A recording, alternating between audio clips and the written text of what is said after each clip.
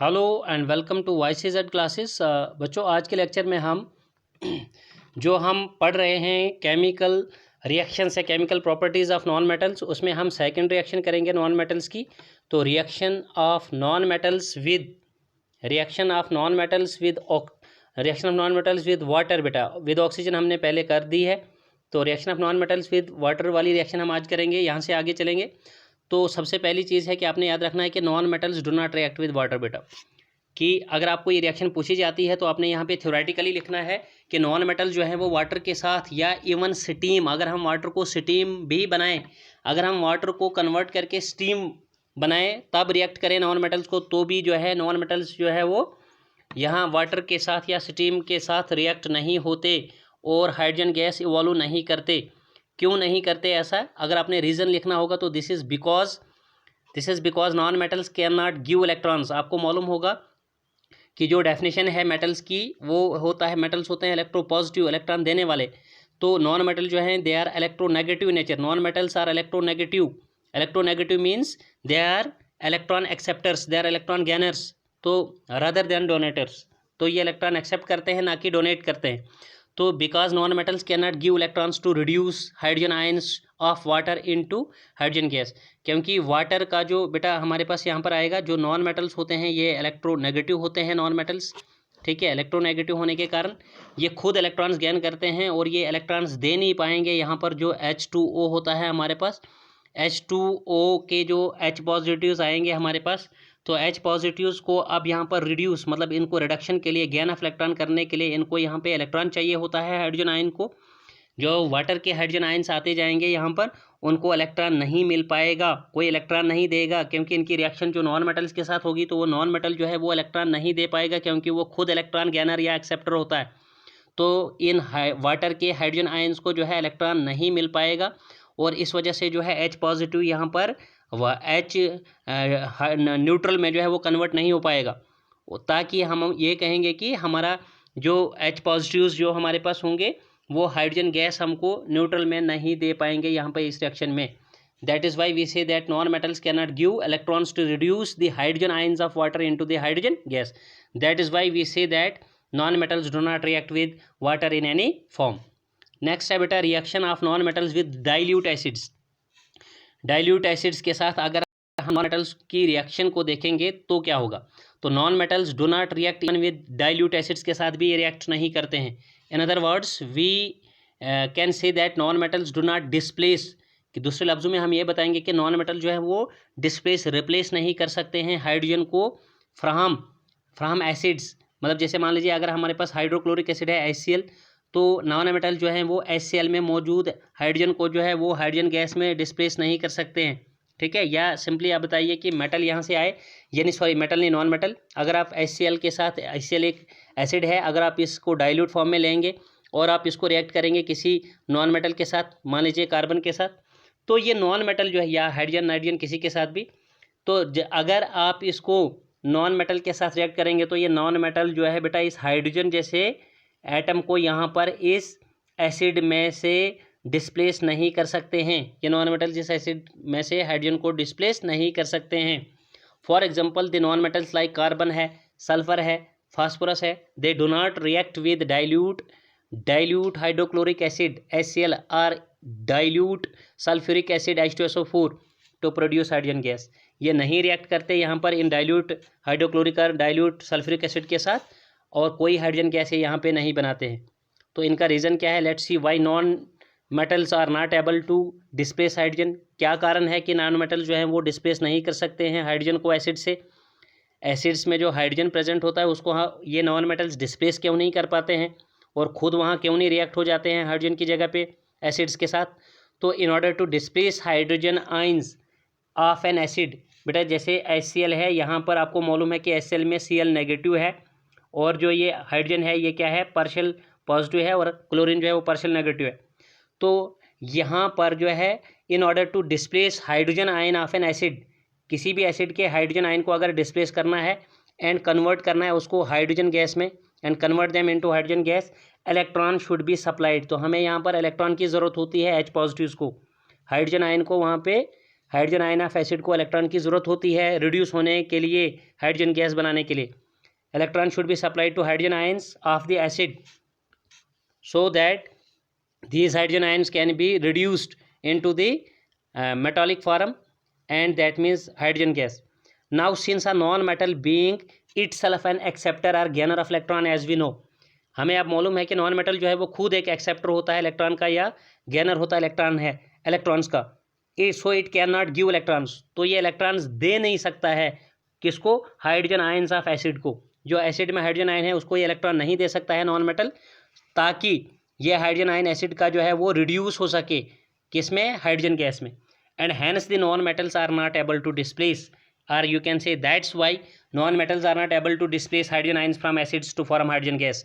आपको ये क्वेश्चन पूछा जा सकता है, give reason, explain why non metals can not displace hydrogen from acids to form hydrogen gas. तो आप ये आंसर लिखेंगे बेटा यहाँ से, hence if non metals like carbon, sulphur, phosphorus are put in a test tube, अगर आप test tube में भी इन नॉन मेटल्स को यहाँ पे डालेंगे, ठीक है, कंटेनिंग जिनमें डाइल्यूट सल्फ्यूरिक एसिड या डाइल्यूट हाइड्रोक्लोरिक एसिड होगा, तो कोई भी हाइड्रोजन गैस जो है आपको यहाँ पर जो है इवॉल्व होते हुए नहीं दिखेगी। यानी एक टेस्ट ट्यूब लेंगे आप, उसमें डाइल्यूट एसिड आप हाइड्रोक्लोरिक या सल्फ्यूरिक एसिड लेंगे, और अगर उसके साथ आप नॉन मेटल्स रिएक्ट करेंगे, कार्बन, सल्फर वगैरह कुछ भी, तो कोई भी हाइड्रोजन गैस आपको यहाँ पर रिलीज होते हुए नहीं दिखेगी, जिसका ये मतलब होगा कि नॉन मेटल जो है वो डाइल्यूट एसिड्स के साथ रिएक्ट नहीं होते।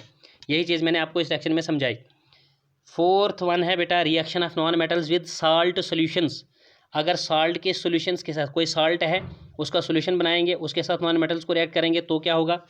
तो यहाँ पर आपने देखना है कि ए मोर रिएक्टिव नॉन मेटल, जो नॉन मेटल ज़्यादा रिएक्टिव होगा वो डिस्प्लेस कर सकता है और less reactive non metal from its salt solution. कि एक साल्ट सॉल्यूशन को अगर हम नॉन मेटल्स के साथ रिएक्ट करेंगे तो इसका जो बेसिक प्रिंसिपल रहेगा वो ये रहेगा कि एक नॉन रिएक्टिव मेटल जो है, एक मोर रिएक्टिव नॉन मेटल जो है वो एक लेस रिएक्टिव नॉन मेटल को उस साल्ट सॉल्यूशन से डिस्प्लेस करेगा। फॉर एग्जांपल, जब हम क्या करेंगे, when chlorine is pass through a solution of sodium bromide, जब हम क्लोरीन पास करेंगे, क्लोरीन गैस किससे, एक सॉल्यूशन रखेंगे हम सोडियम ब्रोमाइड का, सोडियम ब्रोमाइड एक साल्ट है, उसका सॉल्यूशन बनाएंगे हम, उससे क्लोरीन गैस जब पास करेंगे, then sodium chloride and bromine are formed, तो तब वहाँ पर हमको देखने को मिलेगा कि बेटा वहाँ पर जो सोडियम ब्रोमाइड सॉल्यूशन था, उसको जब हम क्लोरीन के साथ रिएक्ट करेंगे तो सोडियम ब्रोमाइड में मौजूद, ठीक है, जो सोडियम है उसको रिप्लेस कौन कर देगा बेटा, ठीक है।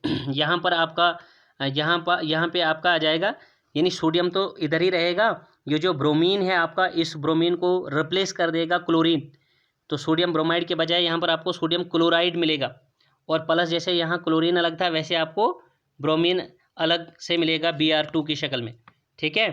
तो क्या हुआ यहाँ पे, देखने को क्या मिला इसमें कि एक साल्ट सॉल्यूशन लिया, इसमें एक नॉन मेटल को लिया हमने, क्लोरीन एक नॉन मेटल है गैसियस फॉर्म में, तो इस नॉन मेटल क्लोरीन ने क्या किया कि इस साल्ट सॉल्यूशन में जो less reactive non metal bromine है उसको इसने रिप्लेस कर दिया। इट मीन्स कि मोर रिएक्टिव यहाँ पर क्लोरीन है नॉन मेटल, उस more reactive chlorine non metal ने यहाँ पर less reactive bromine non metal को इस सोडियम ब्रोमाइड साल्ट सॉल्यूशन से रिप्लेस कर दिया, जिसमें हमको प्रोडक्ट जो है सोडियम क्लोराइड और ब्रोमीन मॉलिक्यूल मिला। इसी तरह से आप नेक्स्ट रिएक्शन लिखोगे बेटा, reaction of non metals with chlorine. तो अगर हम नॉन मेटल्स को क्लोरीन के साथ रिएक्ट करेंगे तो क्या होगा, तो non metals react with chlorine to form you can say to form covalent chlorides यहाँ पर आपको देखने को मिलेंगे, विच आर नॉन इलेक्ट्रोलाइट। मैंने आपको पीछे बताया था reaction of metals with chlorine जब हमने पढ़ा था, मेटल क्लोराइड्स या आयोनिक क्लोराइड्स मैंने वहाँ पे बताया था, और उन आयोनिक क्लोराइड्स को हमने बताया था कि ये इलेक्ट्रोलाइट्स यूज़ होते हैं। तो मैंने इलेक्ट्रोलाइट का डेफिनेशन आपको बताया है। चलिए अगर आपको याद है तो पॉज करके अपने आप से पूछिए वीडियो को, और अगर नहीं तो आप फिर ध्यान दीजिए। इलेक्ट्रोलाइट बेटा वो सब्सटेंस होता है जो अपने आप में से या तो एक्वस फॉर्म में या तो मोल्टन फॉर्म में जो है अपने आप से इलेक्ट्रिक करंट को अलाउ करता है, पास करता है। तो लेकिन यहाँ हम बता रहे हैं कि ये जो कोवलेंट क्लोराइड्स आपके बनेंगे जब नॉन मेटल क्लोरीन के साथ रिएक्ट करेगा और फॉर्मेशन होगी कोवलेंट क्लोराइड की, तो वो कोवलेंट क्लोराइड जो है वो नॉन इलेक्ट्रोलाइट्स होंगे, यानी वो they do not conduct electricity to pass through them, वो they do not conduct electricity, simply बताएंगे they will not allow electric current to pass through them, वो अपने आप से करंट को अलाउ नहीं करेंगे, पास नहीं करेंगे, जाने नहीं देंगे, तो इसलिए हम इनको बोल रहे हैं नॉन इलेक्ट्रोलाइट्स। तो non metal chlorides are usually liquids या गैसेस। नॉन मेटल क्लोराइड्स का जो फिजिकल स्टेट है वो या तो लिक्विड्स होते हैं या तो सॉलिड या तो गैस होते हैं, सॉरी या तो लिक्विड्स या तो गैस। जैसे कुछ एग्जांपल्स लेते हैं बेटा यहाँ पे, reaction of hydrogen with chlorine. तो हाइड्रोजन एक नॉन मेटल है, ठीक है, reaction of hydrogen with chlorine ले रहे हैं हम, तो हाइड्रोजन नॉन मेटल है, क्लोरीन भी नॉन मेटल है, लेकिन ये एक स्पेशल रिएक्शन है कि क्लोरीन के साथ अदर नॉन मेटल्स की रिएक्शन। तो ये बन जाएगा hydrogen plus chlorine gives hydrogen chloride, hydrogen chloride, ठीक है। तो ये गैस है, जब ये एसिड होगा एक्वस फॉर्म में होगा तब हम इसको हाइड्रोक्लोरिक एसिड बोलेंगे। ये थोड़ा फ़र्क है, फार्मूला दोनों का सेम है। तो 2 टाइम्स HCl, बाकी बैलेंसिंग का खेल है ये सारा, कि 2 हाइड्रोजन है यहाँ पर आपके, 2 क्लोरीन है, तो हम यहाँ पे लिखेंगे 2 टाइम्स HCl। तो ऐसा नहीं करेंगे H2Cl2, वो गलत तरीका होता है। तो हम न्यूमरल 2 को यहाँ पे एज अ कोफिशिएंट डालेंगे बेटा बैलेंसिंग में। तो ये हाइड्रोजन गैस थी, क्लोरीन भी गैस थी, और 2 टाइम्स HCl जो है आपको ये भी गैस आ रहा है। तो ये होमोजेनियस रिएक्शन होगी हमारे पास, कि यहाँ पे एक ही फेज़ है, एक ही स्टेट है रिएक्टेंट्स और प्रोडक्ट स्पीशीज़ का। तो हाइड्रोजन क्लोराइड एक, लेकिन ये क्या बन गया, एक कोवलेंट क्लोराइड बन गया। इसी तरह से नेक्स्ट एग्जांपल लेंगे हम, reaction of phosphorus with chlorine. Phosphorus एक नॉन मेटल है, एक्चुअली क्लोरीन भी नॉन मेटल ही है, लेकिन हम इस क्लोरीन नॉन मेटल के साथ स्पेशल अदर नॉन मेटल्स की रिएक्शन ले रहे हैं। तो फास्फोरस P4 होता है, ये वाइट फास्फोरस होता है, ब्लैक होता है, ठीक है, रेड होता है, लेकिन मोस्ट रिएक्टिव जो फास्फोरस होता है बेटा एलोट्रोपिक फॉर्म होती है वाइट फास्फोरस की। तो चलिए फास्फोरस हमने नॉन मेटल लिया है यहाँ पे, प्लस किया आपने Cl2, गैस गिव्स ये PCl3 फास्फोरस ट्राइक्लोराइड बनाता है। तो अब इसको बैलेंस किया है यहाँ पर, कि हमने जो है यहाँ पर देखिए P4 है, आइडिया बैलेंसिंग, जब प्रोडक्ट एक ही बन गया हमारे पास यहाँ पर, तो हमने बैलेंसिंग का आइडिया लिया कि फास्फोरस 4 को पूरा करेंगे 4 डाल के, यहाँ पे 4 एज अ कोफिशिएंट डाला, 4 फास्फोरस क्लोरीन, 4 फास्फोरस हमारे पास टैली हो गए, लेकिन क्लोरीन बदले में 3 4 12 हो गए।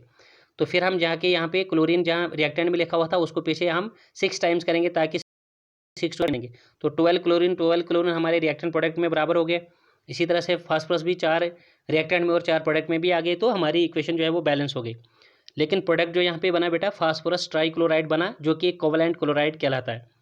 इसी तरह से P4 प्लस 10 टाइम्स Cl2 अगर हम करेंगे तो तब बनेगा, ये असल में क्या है कि बेटा ये होता है, हम बोलेंगे यहाँ पर फास्फोरस हैलाइड्स होते हैं। फास्फोरस हैलाइड्स क्लोरीन और क्लोरीन वाले जो है फास्फोरस क्लोराइड्स जिनको हम बोलेंगे, ये 2 तरह के होते हैं।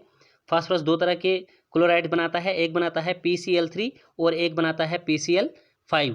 जब आपके पास एक्सेस ऑफ क्लोरीन होगा तो PCl5 बनेगा, थोड़ा लिमिटेड होगा तो PCl3 बनेगा। जैसे देखिए यहाँ पर 6 टाइम्स था तो PCl3 बना, और अब यहाँ 10 टाइम्स Cl2 आ रहा है, उससे more than more than the above आ रहा है हमारे पास क्लोरीन की सप्लाई। तो आपकी बार जो है वो बनेगा पोटेशियम, ये सॉरी फास्फोरस पेंटाक्लोराइड, पोटेशियम नहीं फास्फोरस पेंटाक्लोराइड PCl5, किसके बजाय PCl3 के। तो अब देखिए फिर से P4 था हमारे पास, तो हमने यहाँ पे आइडिया लिया 4 टाइम्स PCl5, तो 4 5 कितना हो गया हमारे पास 20 क्लोरीन। तो यहाँ हमको क्लोरीन कितना देना पड़ा 10 टाइम्स, तो 10 टू द 20 और 20 क्लोरीन आपके रिएक्टेंट प्रोडक्ट में जो है बराबर हो गया, और 4 फास्फोरस भी आपके रिएक्टेंट प्रोडक्ट में बराबर हो गए। तो सिमिलरली बेटा इसी तरह से आप कर सकते हो। Similarly carbon is a non metal which reacts with chlorine to form a covalent chloride, जिसका नाम है कार्बन टेट्राक्लोराइड। इसी तरह से आप कार्बन की भी रिएक्शन कर सकते हो Cl2 क्लोरीन के साथ, जिससे ये बनाएगा C और Cl4 बनाएगा। तो जब ये CCl4 बनाएगा तो आपको यहाँ पे 2 टाइम्स Cl2 देना पड़ेगा, ठीक है। कार्बन टेट्राक्लोराइड ये बनाता है, ठीक है। इसी तरह से विच कंटेंस कोवलेंट बॉन्ड्स, आपको CCl4 में दिखेंगे कि कार्बन और क्लोरीन के बीच जो भी बॉन्ड हैं ये कोवलेंट बॉन्ड्स आएंगे, म्यूचुअल शेयरिंग से बनेंगे बेटा, ठीक है। तो कोवलेंट बॉन्ड्स बनेंगे and does not conduct electricity, और यानी ये नॉन इलेक्ट्रोलाइट होगा, जो कि मैंने आपको ऊपर ही बता दिया था कि ये जो कोवलेंट क्लोराइड्स की फॉर्मेशन यहाँ पर होगी ये नॉन इलेक्ट्रोलाइट्स होंगे, ये अपने आप से करंट अलाउ नहीं करेंगे। Non metals from covalent chlorides, non metals form covalent chlorides. अब देखिए नॉन मेटल जो हैं वो कोवलेंट क्लोराइड्स फॉर्म करते हैं, इसलिए non metals form covalent chlorides because they can not give electrons to chlorine atoms, क्योंकि वो नॉन मेटल जो होते हैं ये इलेक्ट्रॉन नहीं दे पाते हैं, ये नहीं दे सकते हैं इलेक्ट्रॉन्स, किसको, क्लोरीन को, ठीक है, टू फॉर्म क्लोराइड आयंस। समझ आ रही बात आपको, इसलिए ये क्या यहाँ पर कोवलेंट क्लोराइड्स ही बनाते हैं बजाय आयनिक क्लोराइड्स की। तो आपने याद रखना है कि non metals form covalent chlorides because they can not give electrons to chlorine atoms to form chloride ions. ये दे नहीं सकते हैं, बल्कि फिर जब क्लोरीन भी दे नहीं सकता है, ये दोनों हैं नॉन मेटल्स, तो यहाँ पर क्या होता है, म्यूचुअल शेयरिंग की बात आती है। ठीक है, कि जो भी इनके वैलेंस शेयर के इलेक्ट्रॉन है ये आपस में म्यूचुअली शेयर करते हैं और अपना ऑक्टेट डुप्लेट जो है वो कंप्लीट करते हैं। और जो कंपाउंड होता है यानी जो ये क्लोराइड वाला कंपाउंड होगा यहाँ पर, ये आएगा आपके पास कोवलेंट वाला, इसकी नेचर कोवलेंट होगी, कोवलेंट क्लोराइड। तो नॉन इलेक्ट्रोलाइट्स लेकिन ये होते हैं। तो आज के लेक्चर में बेटा इतना ही पढ़ेंगे। होप कि पूरा लेक्चर आपको समझ में आ गया हो, लेकिन वो तभी मुमकिन है कि अगर आप लेक्चर को पूरा फर्स्ट टू लास्ट देखेंगे, कंसंट्रेशन के साथ देखेंगे, तो तब ये मुमकिन है कि आपको ये समझ में आएगा, अदरवाइज़ बिल्कुल भी ऐसा नहीं हो सकता है। लास्टली मेरी आपसे रिक्वेस्ट होगी कि अगर आप चैनल पे मेरे नए हैं, अभी आपने चैनल सब्सक्राइब मेरा नहीं किया है, तो प्लीज़ चैनल को सब्सक्राइब कीजिए बेटा, अपने फ्रेंड्स के साथ इसको ज़्यादा से ज़्यादा शेयर कीजिए प्लीज़। ठीक है, और पास में दिए गए बेल आइकन को भी प्रेस कीजिए, ताकि फ्यूचर में कोई भी नोटिफिकेशन, कोई भी लेक्चर हम यहाँ से अपलोड करते हैं, उसका नोटिफिकेशन जो है आप तक पहुँच जाए। तो आज के लेक्चर में इतना ही। Goodbye, take care, stay fit and stay safe.